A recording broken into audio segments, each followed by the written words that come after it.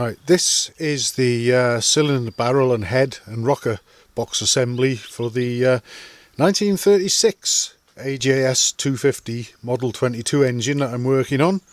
And as I've already discussed, I intended to fit Royal Enfield valve guides and valves to it, which I'm in the process of. I've got the guides in now, and I've also got this one drilled for the greasing point there, so that'll still work as well. But what I wanted to do, I've got incidentally, you might be able to see up there, I don't know how much you can see, there's some valves in there, and they are Royal Enfield 500 big head exhaust valves modified.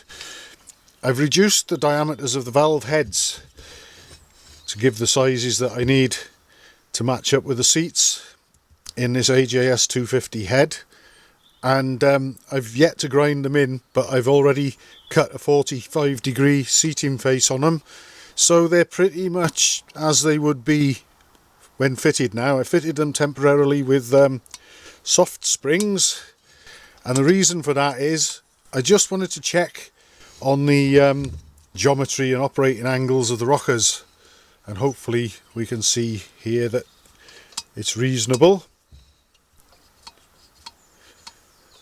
I didn't want these sort of coming down too low or having to go up too high.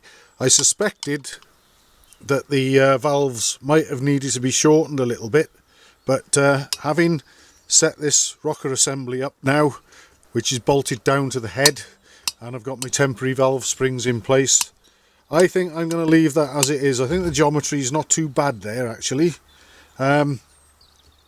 Possibly the valves could have been a little bit shorter, but I can't shorten them by a small enough amount.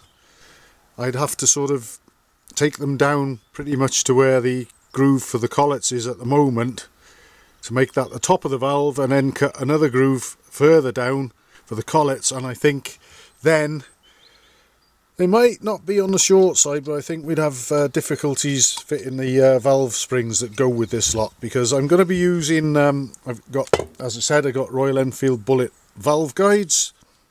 I've got Royal Enfield, obviously, spring caps and collets, and I've also got Royal Enfield valves in the form of the modified 500 big head exhaust valves, and I think that's about as near as I'm going to be able to get with them.